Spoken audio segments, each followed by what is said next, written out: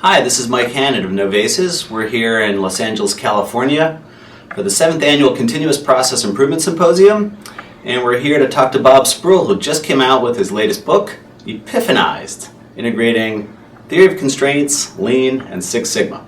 How you doing, Bob? I'm doing very well, thank you. So my first question is, when was the epiphany for you? That's a very simple question for me to answer. The epiphany happened for me. I was given a responsibility to turn around a company in Kentucky. And I had never worked in or had any operations management background. Mine was all quality and engineering. So I was somewhat surprised that my mentor at the time wanted me to do that. So I just said, well, I'll just rely on my operations managers. They'll tell me what to do. Well, I found out very quickly that they didn't know what to do.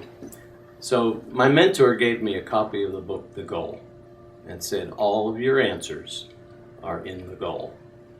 So I stayed up the entire night and read it. And the next day, I ordered copies for my staff, made them stay up all night and read it. And we had discussions, and we applied everything we had learned in the goal. The plant was originally scheduled to shut down, but because of what we did, it became the model for the entire corporation. So that's when I had my epiphany, or as I said, I was epiphanized by the theory of constraints. So that epiphany was theory of constraints, but yet you've written a book to integrate Lean and Six Sigma with it and go beyond what was originally in the goal. I sure did. And that sounds like a whole new epiphany, so tell us about that. One of the things that I do know is that these three major improvement initiatives, Lean, Six Sigma, and theory of constraints, they work in isolation from each other, but they do not work as well as they could or should. And it's through this integration, specifically using the theory of constraints to identify where your improvement opportunities need to be.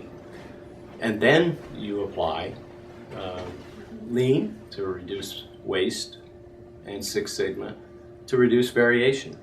And one thing I think everyone needs to understand about variation is you can't eliminate it, but you certainly can control it. Right. And so by integrating these three concepts, these three improvement methodologies, to me, you have the optimal improvement methodology.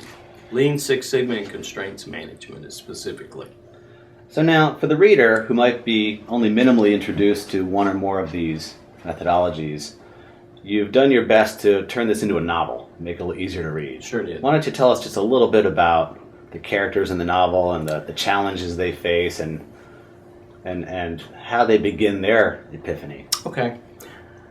The book, the primary character is a guy named Joe Pecci. He is hired by Barton Enterprises to come in and turn around a company, Barton Enterprises, that makes flexible fuel tanks for the aviation industry. He soon realizes that he is going to have to call on all of his own resources and experiences because they are just simply not getting the job done. Terrible on-time delivery, but very, very high efficiencies. And that's one of the themes in this book, is the using efficiency to drive your improvement, to measure, is simply the wrong approach. You can have very high efficiencies and be going right out of business. So one of the other characters is Sam Henderson, who is the Vice President of Operations. And he is given an ultimatum that he either improves on-time delivery or he loses his job. He's got 2 months to do it. And so now Joe Pecci has a willing accomplice, if you will. But Joe haphazardly goes to this particular bar for lunch one day and meets a man named Connor Jackson. And he has a copy of the goal with him. He's reading it. And to Joe's surprise, Connor says, "Ha, the goal, great book." And he thinks to himself, how would a bartender know about the theory of constraints. It comes to find out that this Connor Jackson had been a long-time consultant, theory of constraints consultant specifically. He had actually worked for Goldratt, and he's retired now. And he owns a bar named Jonah's, of all names. So for those familiar with the character Jonah in the book The Goal, this is very erudite professor, very Socratic method, but now we instead have a bartender. Yes. Providing the source of wisdom. So maybe a little bit easier read. It is. Entertaining. It's who would have ever thought a bartender could help turn a company around? Well, we've all had bartender advisors in our lives, haven't we? Isn't that what bartenders do? Right. As a matter of fact, the last line in the book is Connor goes back to being a bartender, giving advice, just like all bartenders do. Right. But Joe and Sam and another character, Becky Chen, learn from Connor and come up with a business model that is completely transforms Barton. It transforms Barton's suppliers, and it transforms Barton's customers. So we have the whole 3-generation complex being improved in this book. So devotees of the theory of constraints, and for those familiar with the goal, and maybe even practitioners of theory of constraints, what would you say to them in their argument that theory of constraints is really all you need? I would say think again. From the standpoint of you need the tools and principles and techniques from Lean and from Six Sigma to reduce your variation and your waste. And I think using any of the three, as I said earlier, in isolation is the wrong approach. There was a classic study run by Russ Pirostat on an electronics manufacturing company where they ran a double-blind study, 21 plants. Some of them used just Lean, some of them used just Six Sigma, and some of them used TLS, or the theory of constraints, Lean and Six Sigma. The results of that study were earth-shattering. It seems as though 89% of the financial gains were done so in the plants that used the integrated methodology. So I would tell you that don't use one instead of the other. Use them together. And to me, that's how you maximize your profitability. So for an organization that might have experience with Lean or Six Sigma or both, or maybe some theory of constraints, to ask them to try and learn all three might present a bit of a challenge, thinking, wow, now I have to become an expert on 3 things. So what would you advise companies or organizations looking to, they want the improvements you're talking about. They want the breakthrough results. Sure. They'll read your book and they'll become epiphanized perhaps. But then sort of the next question of, well, how do I really make this real? Do I have to learn a lot? How do I apply all 3? How do I know when to apply each of the 3 in the right kind of combination?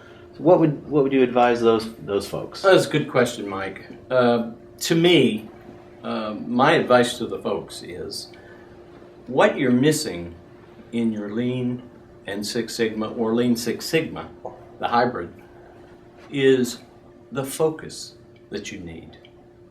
The theory of constraints is a simple concept. In every system, there is at least one process, or within every process, there is at least one step that is constraining throughput. Once you find that leverage point and you apply the principles and tools of the other improvement methodologies, throughput becomes exponential. It can. And of course, you could get to the point where the market is your constraint. But you can use Lean and Six Sigma and the theory of constraints to shrink your cycle times, to improve your quality, and they can all become competitive edge factors for you to take more market share. So I would say the theory of constraints, the name if I were to start all over, I may not say the theory of constraints. Bob Fox says maybe a better name is the control point theory. Bottom line here is, if you really, really want to take your company to a different level, you need to become engaged in these three methodologies. And I'm sure your companies probably already have the basis, the Lean and the Six Sigma, or a combination of the both. But sometimes you're probably just saying, I wonder when I'm going to see bottom line improvement. Well, I promise you this, you integrate them with the theory of constraints, you find that leverage point, bottom line results will improve faster than you ever dreamed possible. I've done it in several different companies, and it works every single time. So I'm trying to get in my own head the takeaway from this in a real simple way. And if I'm hearing you right and understanding you, and I have read a good bit of your book, I'll get to finish it hopefully soon. Theory of constraints gives me the focus and the leverage. That's correct. Lean makes things flow. Yes. And removes waste. Sure. And Six Sigma reduces variation and defects. Sure. And if I can do all three of those things, I've really got it. The focus is on the constraint. The constraint controls the throughput.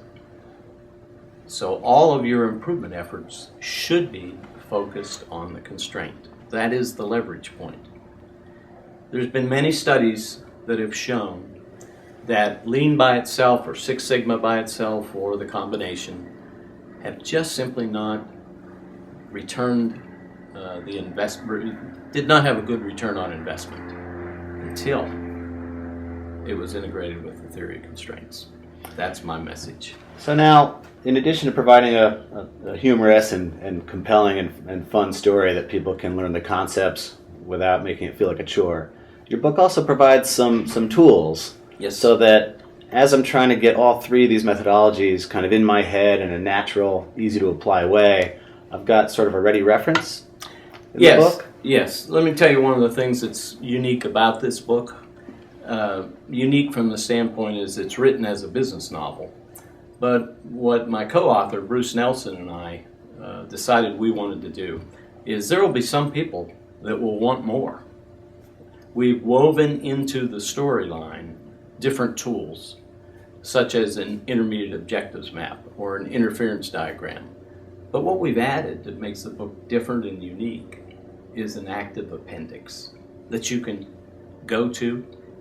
You're reading something in the business novel and thinking, gee, I wish I knew a little bit more about that. You can go to the appendix. And so that's what I think makes the book unique.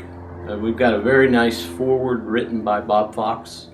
And one of the things that Bob points out in the foreword is that once and for all, we have a book that talks about and merges all the concepts of the theory of constraints, along with Lean and Six Sigma.